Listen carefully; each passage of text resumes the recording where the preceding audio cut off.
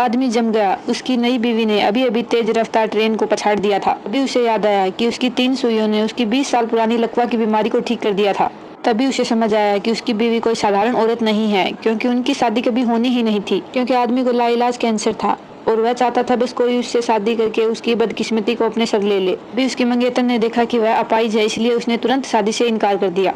तभी उसकी मां ने उसकी सगाई दूसरी लड़की से तय कर दी। उसने भी मना कर दिया, पर उसे 100 मिलियन दहेज की रकम की राशि की पता चली तो उसने तुरंत शादी के लिए हाँ कर दी और यूं ही शादी तय हो गई। ऐसे ही आदमी व्हील चेयर पर लुढ़कता हुआ आगे निकला। उसकी बहन ने मजाक उड़ाया कि उसका अमीर पति जल्दी ही मर जाएगा, लेकिन किसी को नहीं पता था कि उस औरत ने बचपन से ही चिकित्सा का प्रशिक्षण लिया था और उसका एक ही मकसद था, अपने पति को सही कर उसके साथ अमीरी की जिंदगी जीना। लड़का रजिस्ट्रेशन के लिए इंतजार कर रहा था। तभी उसकी पत्नी पहुंची। लाल रुई वाली जैकेट पहने वह चौंका और उसका साइक भी चौंक गया। ने बताया लाल रंग का मतलब है शुभ। आदमी ने साइक से कहा उसे कार में बदलवा दे। जब लड़की कपड़े बदलकर उतरी तो आदमी उसे देखता ही रह गया। आदमी ने कहा कि वह 6 महीने से ज्यादा नहीं जी सकता, इसलिए अगर लड़की चाहे तो वह उसे पहले छोड़कर जा सकती है।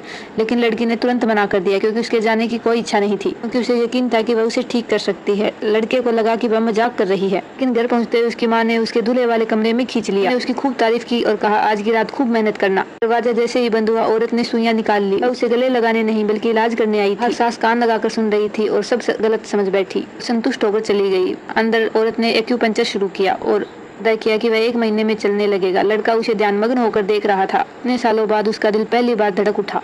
औरत ने उसे डरावनी बात बताई कि उसका लकवा जहर के कारण हुआ था।